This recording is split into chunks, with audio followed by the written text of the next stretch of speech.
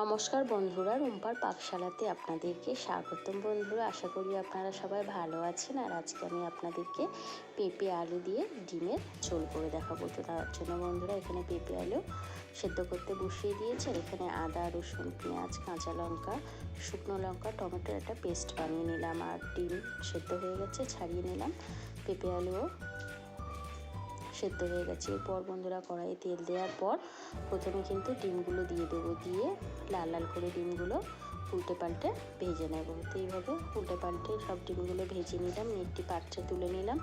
এরপর ওই তেলের মধ্যে দিয়ে দিলাম শুকনো লঙ্কা আর জিরের ফোড়ন দিয়ে খুব ভালো করে এটা ভাজা হয়ে গেলে এখানে ব্লেন্ড করে রাখা মশলাগুলো সব দিয়ে দেবো। দিয়ে কিন্তু বন্ধুরা খুব ভালো করে কষাতে হবে যতক্ষণ না কাঁচা গন্ধ যাচ্ছে। আর এখানে একটি বাটিতে 1 চামচ হলুদের গুঁড়ো, লঙ্কার গুঁড়ো, জিরের গুঁড়ো, ধনের গুঁড়ো, পরিমাণ মতো লবণ দিয়ে জল দিয়ে গুলে একটা মশলা তৈরি করে নিলাম। আর মশলা উপরে একটু চিনি ছড়িয়ে দিয়ে ভালো করে কাই তৈরি করে নিলাম। আর যে মশলাটা করে নিলাম ওটা দিয়ে খুব ভালো করে মশলাটা কষিয়ে নেব। তো এইভাবে বন্ধুরা মশলা কষানো হয়ে গেছে, দেখতে পাচ্ছেন। এরপর কিন্তু সেদ্ধ করে রাখা পেঁপে আলু সব দিয়ে দেবো। দিয়ে আবারও খুব ভালো করে কষাতে হবে। তো এইভাবে সব উপকরণ একসঙ্গে খুব সুন্দর করে কষিয়ে নেওয়ার পর বন্ধুরা এখানে কিন্তু আমি দিয়ে দেবো পরিমাণ মতো জল।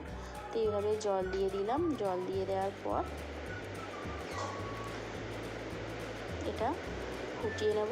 সবজিগুলো যেহেতু সেদ্ধ আছে আর একটু কিছুক্ষণ 2-3 মিনিট মতো ফুটে গেলে এখানে আমি দিয়ে দেব সেদ্ধ করে রাখা ডিমগুলো।